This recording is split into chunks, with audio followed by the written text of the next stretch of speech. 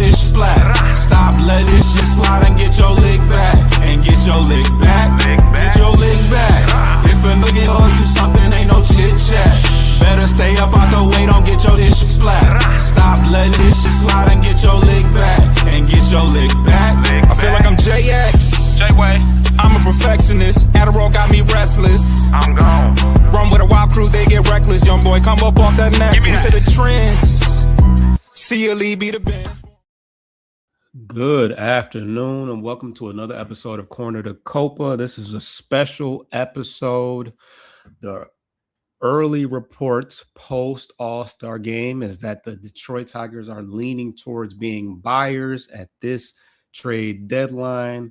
And we continue to stay hot. We have got another big win yesterday against the Los Angeles Angels. Wasn't pretty. We were down for the entire game by a score of 1-0, and it took late inning heroics by the likes of Hyu Lee, along with others, to pull out that victory. Some clutch off defensive plays in the bottom of the ninth as well. But the Tigers continue to find ways to win. But of course, great pitching from Troy Melton, who got a start in his hometown or close to his hometown, as well as Kiter Montero, who ended up getting the save, I believe, or possibly getting the win. I think he got the win yesterday, but we're leaning towards being buyers, and as of right now, we are not going to be selling off Tarik Skubal along with others. So we'll see, but I was doing some thinking. I was bored during the All-Star break, and I wanted to look into some trade targets because we don't really know what buying is going to look like. I don't presume that we'll be selling off any major assets to get to major assets to go out and get a big name, but there are certainly some names out there that could assist us in, just being more competitive. Even though, if you're going to hold on to Tarik Skubal and forfeit the possible assets that we could obtain, you would like to think that we're just going all in for a World Series bid, but not looking realistic on that front. But there are some possible low cost guys that we could go after to assist us to at least win the division and make some kind of push. That is the one thing that we have not attempted to improve in is going out and getting some bats in the outfield with some pop, preferably righties, but not necessarily don't necessarily have to be righties.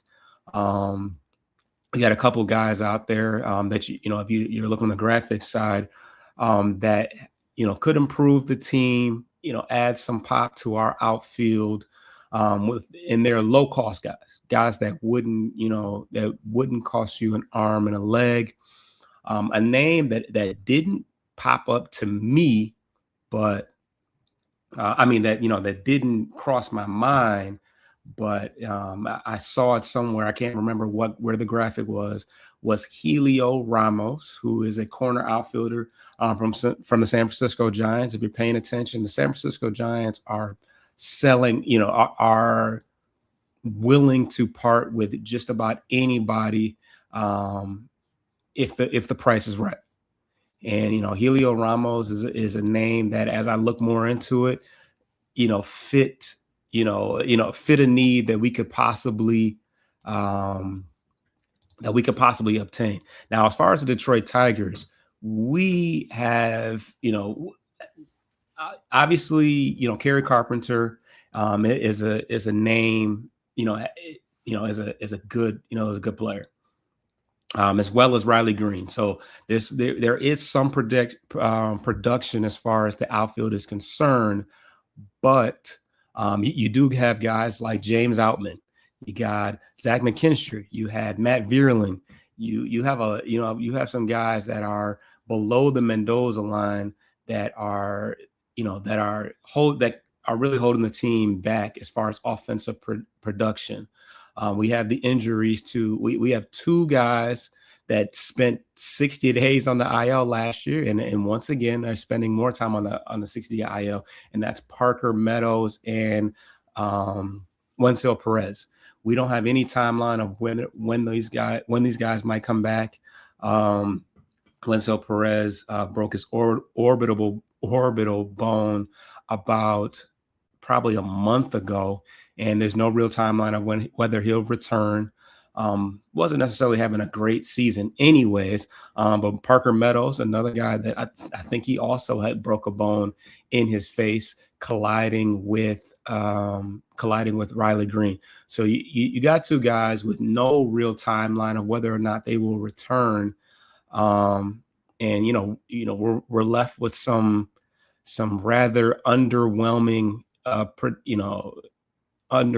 replacements. We do have Ben Malgeri, who's been okay, but if you're truly making a World Series push, you can't put a guy out there, a rookie who's playing at who's hitting at a slightly below league average amount. So without further ado, I think I gave you a lot of preliminary statistics. Let's talk about Heliot Ramos. Now he's played left field for the San Francisco Giants for quite some time, and he's been one of the few highlights of the season. He's got 8 home runs. Let's pull it up here. He's hitting for a pretty good average, 278. I want to say he's got. Let's see what his overall stats this year are. Oh, let's see. He's got 8 home runs and 28 RBIs. He's got a 278 average and a 780 OPS.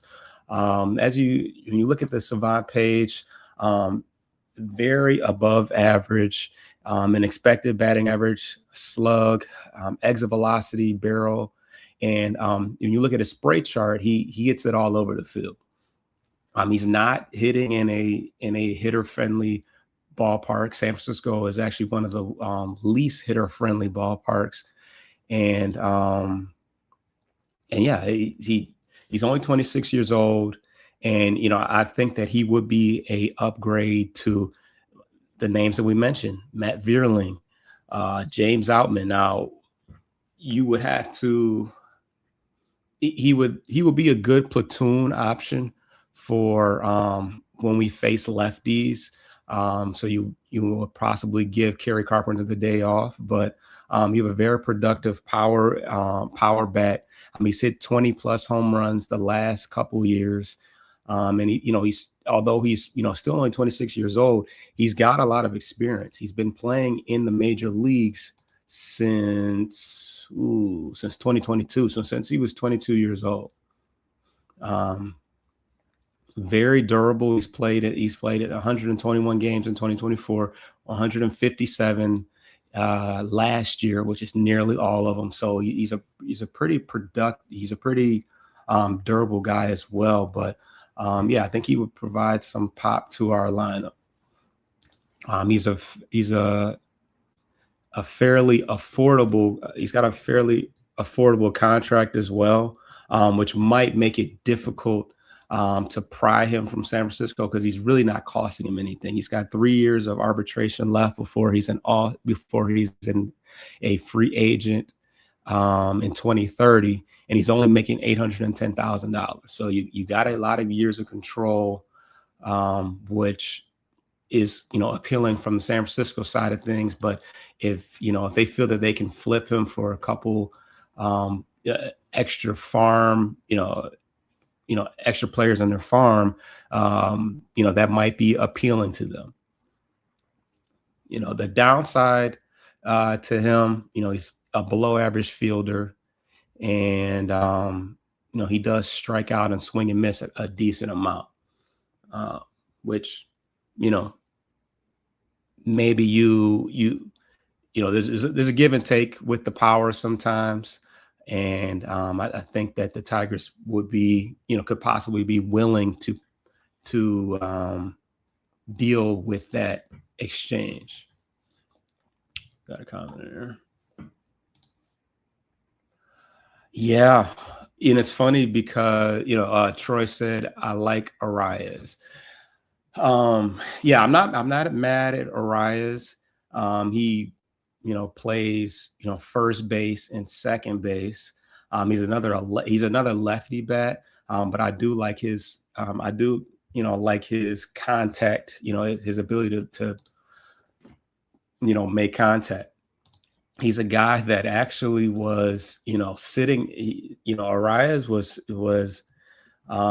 it took him a while to get signed. He was kind of a late signing, um, because of the fact that he's hitting for an average and hitting for a lot of contact that's not as valuable as it used to be. But he also wasn't a really good defensive player, which he's vastly improved on. He's had a 10 outs above average this year, which is in the 99th percentile, something that I did not think that we would. I don't think anybody expected to see from him, but he was definitely somebody that was on my radar as even as a DH.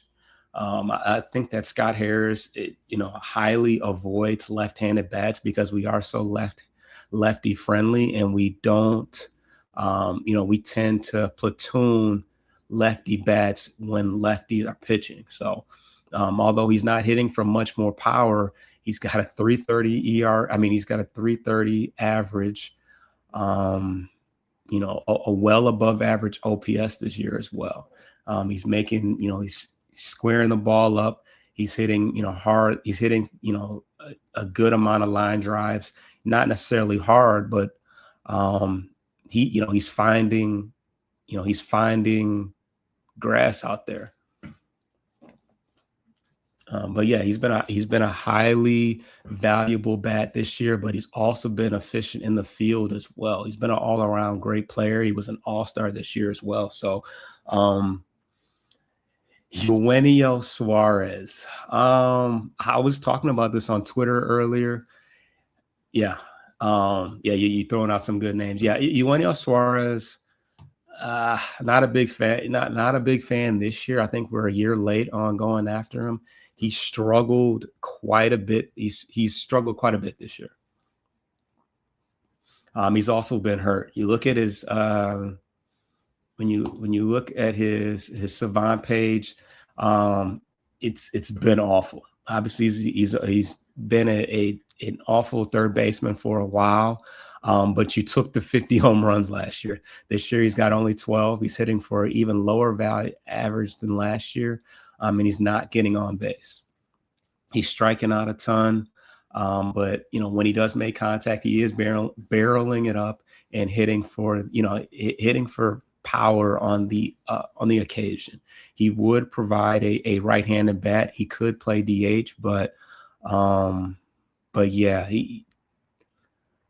I don't know. He's still probably maybe a more valuable bat than Matt Vierling, but you lose speed there, even though Vierling doesn't really steal bases like that. So, maybe he could provide some playoff heroics, which he did last year for Seattle. But as far as his overall hit tool, has not been great this year.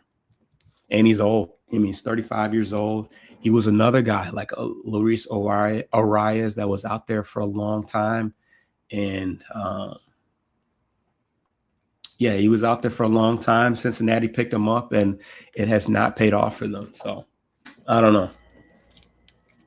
Jo Adell, another guy that had a much better year last year than this year. But he is a corner. He is a good corner outfielder with pop. So, I'm liking where what you're putting out there. I know I think the Angels have a couple years of control with Adell.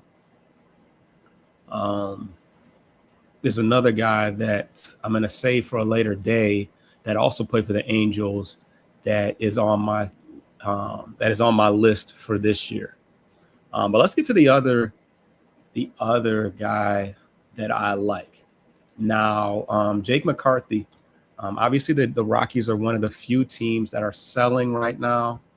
And he's kind of come out of nowhere this year and been a highly productive bat for them. He didn't make the All-Star game this year, but he had a pretty All-Star caliber first half of the season. He was I think he was traded for cash from the Arizona Diamondbacks after not playing really well for them. But this year he's got 10 home runs. He's got about 50, 60 RBIs. And obviously he will be a upgrade over what we have in center field right now. Good contact bat. A ton of speed. He's in the 99th percentile of sprint speed. Just about average as far as defensively, but a very valuable bat this year. He's hitting for a good average. He's hitting over 300. He's getting on base, and he would be alongside Riley Green. He would be alongside Riley Green as our best bat in the outfield. Obviously, he's another lefty, but that's pretty much all. When you talk about Parker Meadows and James Outman, he's another lefty bat that's already out there. So you're not necessarily adding more lefties to the mix. I'd have to look at his splits as far as going against lefties, but I think he's actually decent against lefties.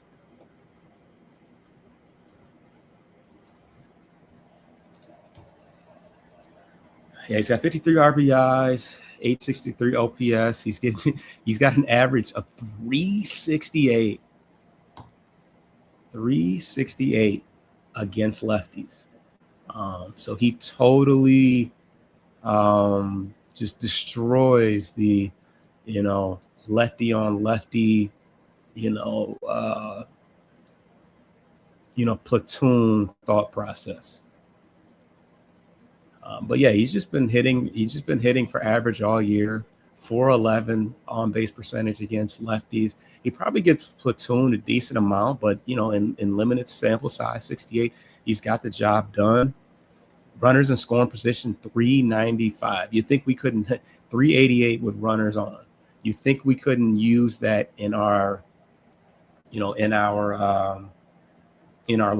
We had 2 measly runs in the very last inning of the game yesterday. So yeah, Jake McCarthy. Now, he doesn't have a long track record of production. Although he's been in the league for parts of 5 years. So this is kind of an outlier year, which, some might not necessarily believe in. But, he's 28 years old. So, he's been around for quite some time. So, I don't know how well he doesn't really fit the timeline of what the Colorado Rockies are looking for as far as when they'll be competitive. They're a fun team to watch. They score a lot of runs, but they don't, they don't have any pitching, so they're not ready to win at all. You mentioned Mickey Moniak, same thing. Older guy, who they'll likely, take flyers on if somebody is willing to, throw a couple prospects in, because he's also 28 years old and having a bit of an outlier year. I talked about him early on. He is a left-handed bat.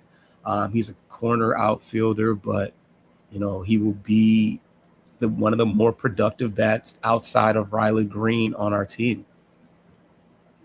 You look at his splits. Let's look at Mickey Moniak's splits against lefties. There's no way that he could possibly hit better against lefties than Jake McCarthy, but we'll check it out.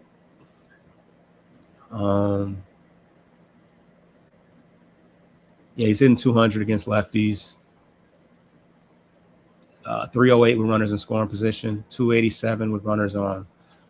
If you don't have a team to watch, late at night, the Rockies are definitely a fun watch. They're going to give up a bunch of runs, but they're also going to score a ton, and they have a lot of talent that the Tigers could possibly be looking at to kind of boost our our corner outfield or just outfield in general. So, yeah, Mickey Moniak, Jake McCarthy are two names to definitely look at.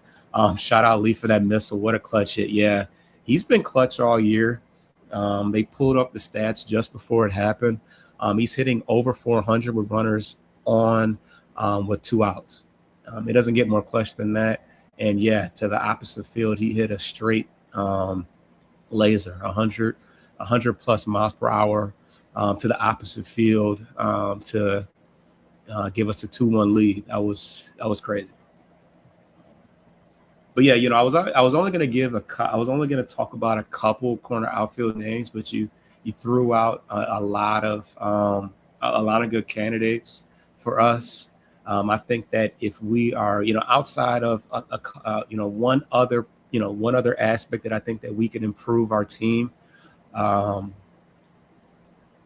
yeah, corner outfield, providing some hitting production to to improve, your Outmans, your Vierlings, your McKinstries.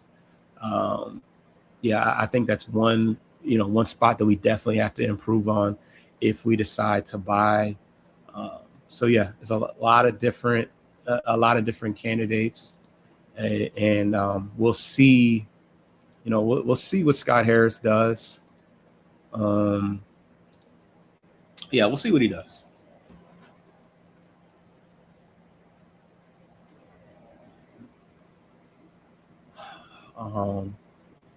So yeah, I'll be back.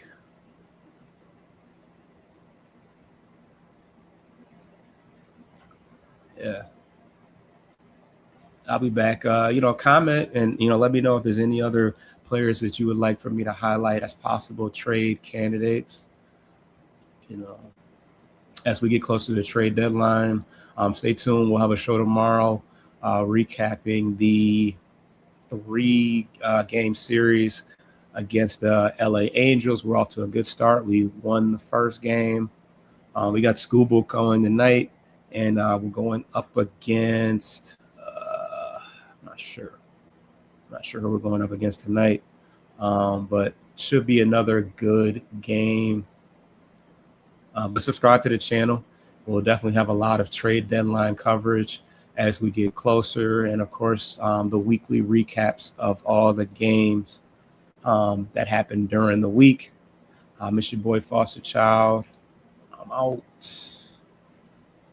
Get your lick back. If a nigga gon' do something, ain't no chit chat. Better stay up out the way, don't get your shit splat. Stop letting shit slide.